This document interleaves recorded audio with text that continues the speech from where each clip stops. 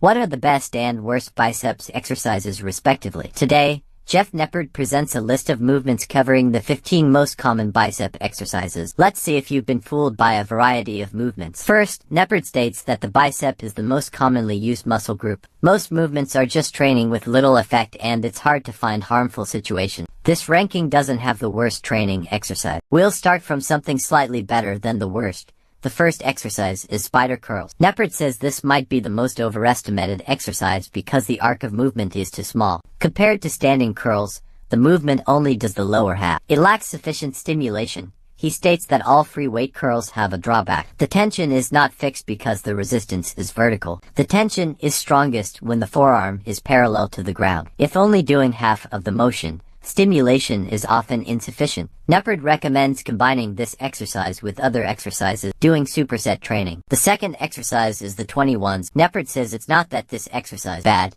but he feels the sequence is wrong. The traditional approach is to do the lower half, then the upper half, and finally the full movement, each for 7 reps.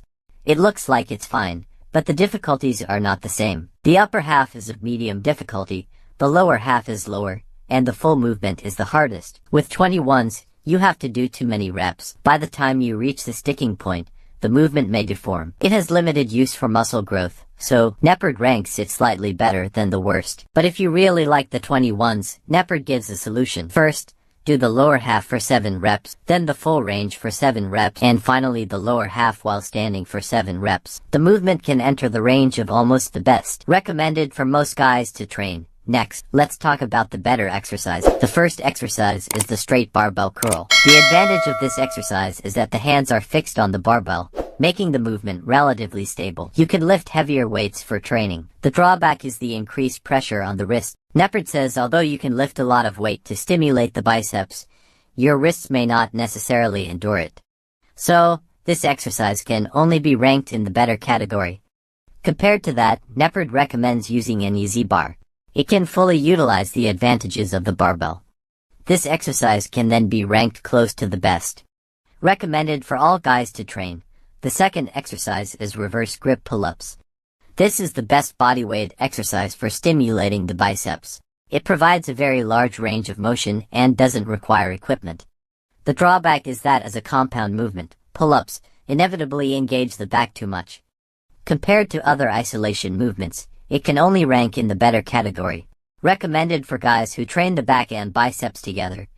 Next, let's talk about the exercises close to the best. The first exercise is the single arm preacher curl.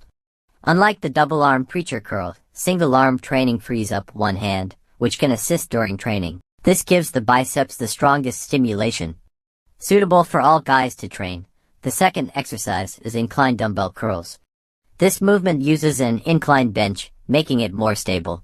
Since the arms are positioned to the rear of the body, it focuses more on the long head of the biceps, which determines the peak size. Recommended for guys who want the peak of the biceps. The third exercise is the lying dumbbell curl. This is a version of the inclined dumbbell curl but done lying on an inclined bench. The advantages are basically the same. But because the body is lying on the bench, the effect is general when lifting dumbbells. However, in the lowering phase, it provides a stretch for the biceps. The drawback is that the shoulders get involved too much. It's not suitable for guys with less flexible shoulders. The fourth exercise is the cable curl. Nepard really likes this exercise because the cable provides constant tension, keeping the muscle under constant stimulation. Recommended for most guys. The fifth exercise is cheat curls. Nepard says sometimes cheating isn't necessarily a bad thing. It mainly depends on how you do it. For example, cheat curls. This exercise is as its name suggests.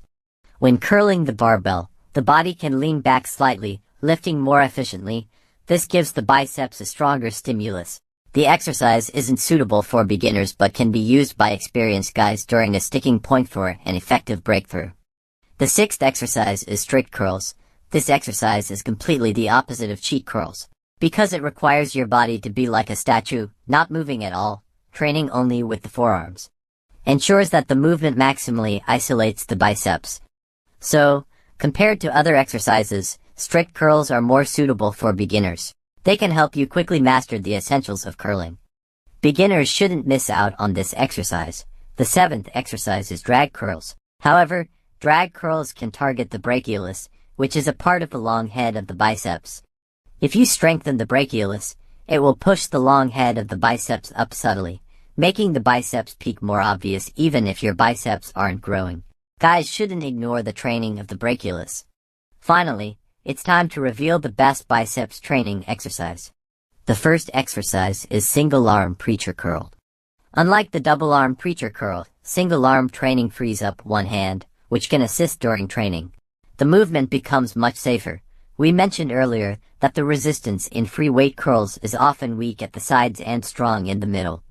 The preacher curl design changes this dilemma.